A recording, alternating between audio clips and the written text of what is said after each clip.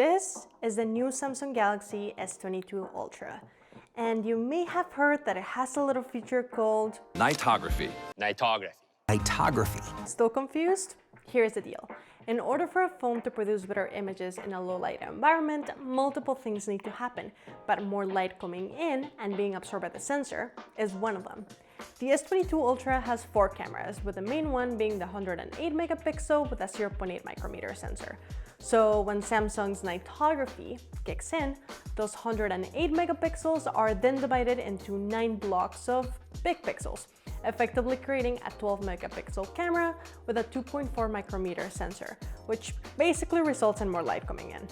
Combined with its new anti-reflective lens, low noise processing software, and improved optical and digital image stabilization, it allegedly delivers the best low light performance from Samsung yet. So, with all of that in mind, I waited for the sun to go down and I hit the streets of Toronto with the S22 Ultra in one hand and the iPhone 13 Pro in another to figure out who comes out on top. So let's get started. Alright, so right off the bat, I gotta say that I was a little bit skeptical with the whole Nightography marketing push from Samsung. I think in my mind, if you're going to be coming up with a whole new term to describe low-light performance, you gotta put your money where your mouth is. So let's take a look at this first 2 pictures. The S22 Ultra does a really great job at keeping tons of detail, from the texture in the ground, the windows in the apartment building, even the cars moving. One thing that can often happen with lights in very dim environments is that highlights just get blown out, which was the case for the iPhone, unfortunately. It just struggled to keep detail, and the lower part of the picture, while brighter, just got super washed out. Color-wise, I really like the magenta undertone in the S22 Ultra sample. It makes the yellow accents pop up a little bit more, and overall it just makes for a more pleasing composition. In portrait mode, while the iPhone had a more striking bokeh, it once again washed out the bottom half of the image, which made the picture look flat in comparison to the more apparent depth that the S22 Ultra produced. The detail in the upper half of the picture is decently sharp in the iPhone sample. However, the S22 Ultra's picture was crisper. I can see more details in my jacket and hair. Now, Brett and I took about 120 sample pictures over the span of 2 nights. I reviewed all the pictures on a 4K window display, and putting them side by side actually brings me to my second point. Now, there's no denying the cameras in both devices are fantastic. I think the more that I analyze the pictures, the more I struggle to pick a favorite, to be honest. Looking at these 2 pictures, for example, both phones captured tons of detail and did a really great job at trying to keep the moving subjects as sharp as possible. There's a nice balance between highlights, lowlights, shadows. The S22 Ultra did a better job with the flares of the hanging lights, but it's such a tiny detail that we can't deny that the iPhone picture looks great as well. In this case, it's truly a matter of personal preference when it comes to the color profiles. The iPhone has its signature cool blue undertones, while Samsung is known for a little more saturation. Though I gotta say that in the S22 Ultra, I found the colors often very true to life. Moving on to the next set of pictures, same thing, super comparable shots. There's tons of detail in both. Both of them are just as sharp. I think I prefer the highlights that the iPhone was able to capture in the bricks of the floor a little more, but other than that, both phones do an amazing job. So when making the decision to purchase one over the other, I would say that it all comes down to understanding each of the phone's quirks.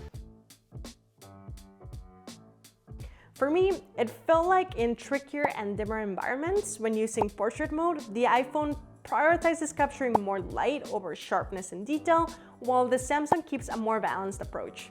It captures a nice amount of light and detail. I gotta mention though, if your subject happens to move a lot, portrait mode or not, you're toast with either phone, as is this case, sadly, for this precious little angel. Outside of portrait mode though, the opposite happens. Brett and I took these pictures in a super dark parking lot, and while the iPhone's picture is darker, the iPhone seems to prioritize sharpness, which allows to keep more detail in the composition overall. The S22 Ultra has a better ability at keeping things brighter, But this lower shutter time didn't really do justice to any details in the building and houses. Now, while we've seen Samsung's non-reflective lens coatings do amazing throughout most, if not all of the shots so far, I mean, like, this shot speaks for itself. On this next set of pictures, the S22 Ultra does a good job with the light flares coming from the CN Tower, but the building's details just get lost because of the slower shutter speed again. Could this be improved with a less shaky hand? Sure, but I think what is key is understanding that it feels like the iPhone is more subtle at hiding its night mode, so it will only activate when the phone needs it the most to avoid user error. Whereas Samsung pushes its night mode more, giving the user more control. And as such, you just gotta remember that similar to a real camera, jumping into night mode will automatically result in a slower shutter speed. So you just need to assess whether or not you actually need it. And if you do, there's no doubt the S22 Ultra will deliver. You just gotta keep super still or have a tripod on hand.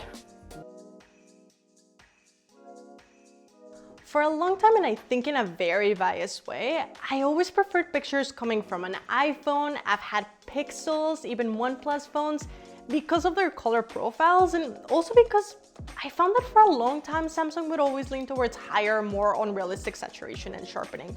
But I gotta say that I really enjoyed experimenting with the S22 Ultra.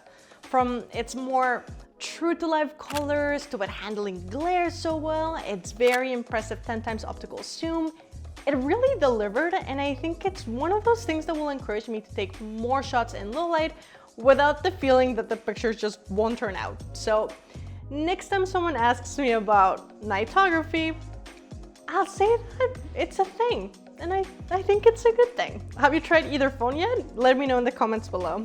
In the meantime, I'll continue trying to honor my path as a professional nightographer. The term is just so silly, but I just have so much fun saying that I'm a nightographer. But anyways, see you next week. Thanks for watching. Bye.